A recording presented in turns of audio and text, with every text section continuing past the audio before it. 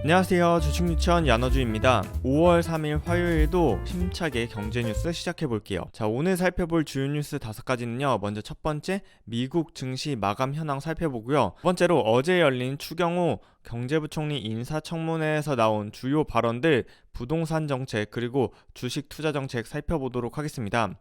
자, 네 번째 뉴스로는 바로 3년 만에 오프라인으로 개최된 버크셔 해서웨이의 주주총회에서 워렌 버핏이 비트코인에 대한 투자 의견 밝힌 거 전해드리고요.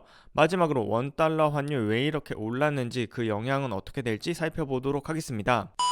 자, 첫 번째 미국 전일 증시 마감 현황 살펴보겠습니다. 다우지수 플러스 0.2%, 나스닥 플러스 1.6%, S&P 플러스 0.5%로 상승 마감했습니다. 이렇게만 상승 마감 소식을 들으면 그냥 상승했구나 라고 볼 수 있겠지만, 자세히 장중 현황을 살펴보면 우리나라의 태극기처럼 빨간색과 파란색을 왔다 갔다 장중 변동성이 매우 컸다는 걸 확인할 수 있습니다. 자, 오늘 새벽에 마감한 현지 시간 5월 2일 월요일 미국 증시는요, 장중에 미국 국채 10년물 금리가 3%를 넘었다는 소식에 장중에 3대 지수 모두 낙폭이 매우 컸었는데요. 창 막판에 저가 매수세가 유입되면서 상승 전환하는 롤러코스터 같은 장을 연출했습니다. 특히 테슬라는요, 장중 2% 넘게 하락하다가 일론 머스크 CEO가 트위터 인수자금을 새로운 파이낸스 방식으로 마련할 거라는 소식, 보유한 테슬라 주식을 더 이상 팔지 않을 거라는 전망이에요. 상승 추세로 돌아서서 플러스 3.7% 급등해서 마감했고요. $900를 회복했습니다. 자, 이뿐만 아니라 대형 기술주인 애플, 마이크로소프트, 구글, 아마존도 모두 상승 마감했고요. 특히 반도체주의 상승이 돋보였는데요. 엔비디아가 5.3%, 필라델피아 반도체 지수가 3.5%, 그리고 메모리 반도체 3위인 마이크론 역시 3.5% 상승 마감하면서 오늘 국내 증시에서 반도체 증시의 상승을 기대하게 하는 마감이었습니다. 자, 앞서 설명드린 것처럼 미국 국채 10년물 금리가 장중에 3%까지 치솟았고요. 주요 지표가 발표됐는데 이 역시 시장의 부담으로 작용했습니다. 미국의 4월 제조업 구매관리 지수인 PMI 지수가 전달 대비해서 1.7포인트 하락한 55.4를 기록했는데요. 이러한 지표는 산업 부문의 경제가 18개월 만에 가장 느린 성장을 기록했다는 뜻이며, 공급망 교란, 노동력 부족, 극심한 인플레이션 압력을 반영했다는 게 시장의 평가입니다. 국제유가는 아주 소폭 올라서요. 서부 텍사스산 원유 WTI는 0.5% 상승한 $105로 마무리되었네요. 자, 다음 뉴스로는요, 어제 있었던 추경호 경제부총리 겸 기획재정부 장관 후보자의 인사청문회에서 나온 주요 발언들 살펴보겠습니다. 먼저 첫 번째, 주식 투자자들은 좋아할 소식이네요. 내년에 시행될 예정이었던 주식과 가상화폐에 대한 매매 차익 과세를 2년간 유예하겠다고 밝혔습니다. 또한 한국과 미국 간의 통화 스와프 계약을요, 21일 열릴 한미 정상회담에 의제로 올릴지 검토할 거라고 밝혔는데요. 자, 이렇게 금융투자 소득세가 유예된다면 개인 투자자들의 매수 심리에 긍정적으로 작용할 것이고, 통화 스왑 체결 시에는 환율 안정에 기여할 수 있습니다. 또한 추경호 후보자는요, 증권거래세를 내년에는 현재보다 인하하겠다고 밝혔는데요. 현재는 증권거래세, 즉 매도할 때 0.23%를 내야 하는데 코스피 기준으로 내년에 이를 인하할 것이라고 밝혔습니다. 다만 인하폭은 추후에 결정하겠다고 이야기했네요.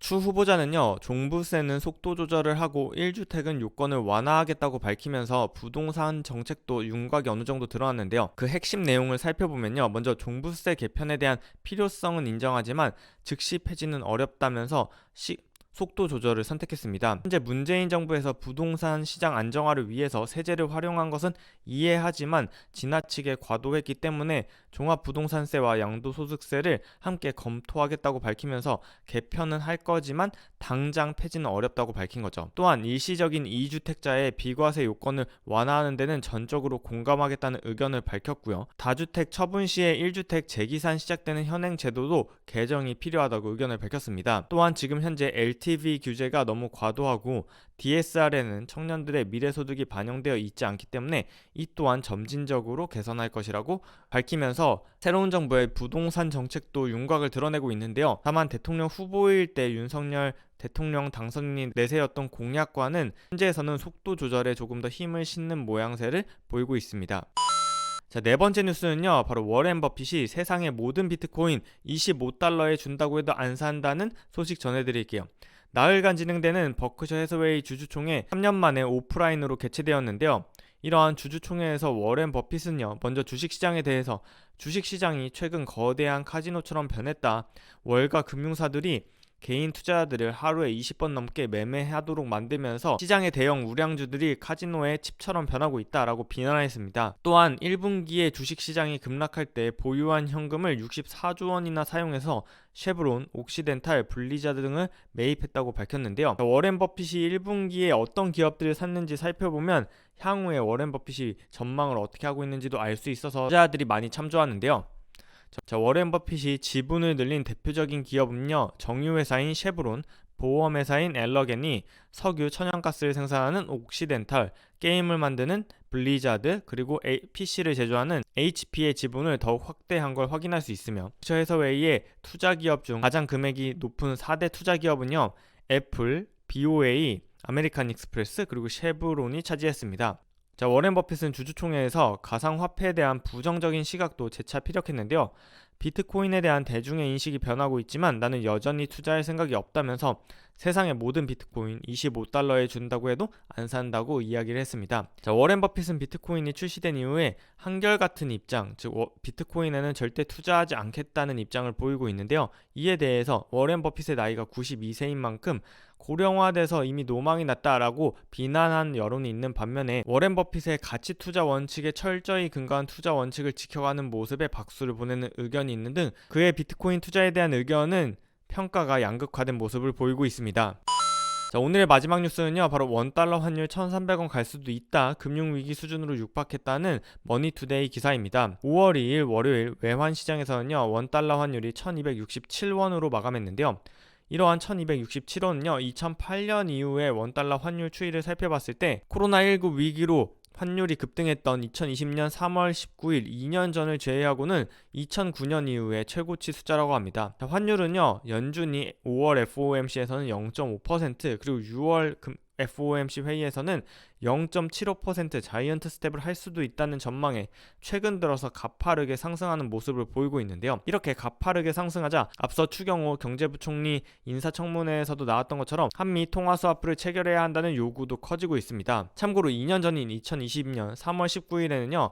환율이 1285원을 기록했지만 3월 19일날 한미 통화스와프가 체결되자마자 바로 하루 만에 원달러 환율이 3% 하락했고 그 이후에 줄곧 하락하는 모습을 보였습니다. 환율이 이렇게 2009년 이후에 최고치를 찍으면서요. 환율이 1,300원 가면 우리나라에 경제 위기가 오는 거 아니냐 하는 일각의 우려도 존재합니다. 이는 코로나 위기 때 이후에 최고 수준이 왔기 때문인데요.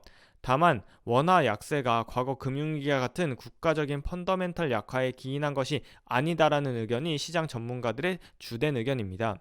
원달러 환율은 보시는 것처럼 2년 만에 최고치로 왔는데요. 이러한 달러 강세는요, 우리나라의 펀더멘털이 약해진 게 아니라 바로 전 세계적으로 달러가 강세를 보이고 있기 때문입니다. 이에 따라 주요국 통화들도요, 유로도 마이너스 4.7%, 엔화도 마이너스 6%등 주요 통화들도 절하됐기 때문에 원화가 마이너스 4.5% 절하되는 건 우리나라만의 문제는 아니라는 것이죠. 다만 이렇게 강달러가 지속되면요, 국내에 투자하는 외국인들은 환차손을 입게 됩니다. 즉 외국인들은 달러를 국내에 가지고 와서 환전을 해서 국내 주식에 투자한 다음에 시간이 지나서 성과가 나면 이러한 주식을 팔고 다시 달러를 사야 하는데, 달러를 팔 때는 1,100원에 팔았는데 다시 사려고 보니까 달러가 1,200원, 1,300원이 가 있으면 환차손이 커지게 되는 거죠. 따라서 이렇게 환차손이 커지게 된다면 외국인들이 국내 주식의 투자의 매력이 떨어지면서 외국인의 투자 매도세가 지속될 수 있다는 점은 달러 강세가 지속될 경우 국내 증시의 외국인 수급에는 지속적으로 악영향을 미칠 것으로 보입니다. 또한 야너주의 뉴스에서 최근 계속 전해드린 것처럼 무역 수지 적자가 2달째 지속되고 있는데요. 이러한 달러 강세가 지속될 경우에 무역 수지 적자에 따른 외환 보유의 감소 우려도 조금은 커질 수 있기 때문에 5월에 있을 한미 정상회담에서 정말 한미 통화 스와프가 다시 체결될지 유의 깊게 지켜봐야겠네요. 늘 말씀드리지만 본 영상에서 언급한 종목의 매수 매도 추천이 아니라는 점 주의사항으로 안내드립니다. 5월 3일 화요일 경제뉴스를 통해 투자 아이디어를 찾는 오늘의 경제뉴스는 여기까지입니다. 저희 한어준은 내일도 오늘의 경제뉴스로 돌아올게요. 그럼 내일 만나요. 안녕.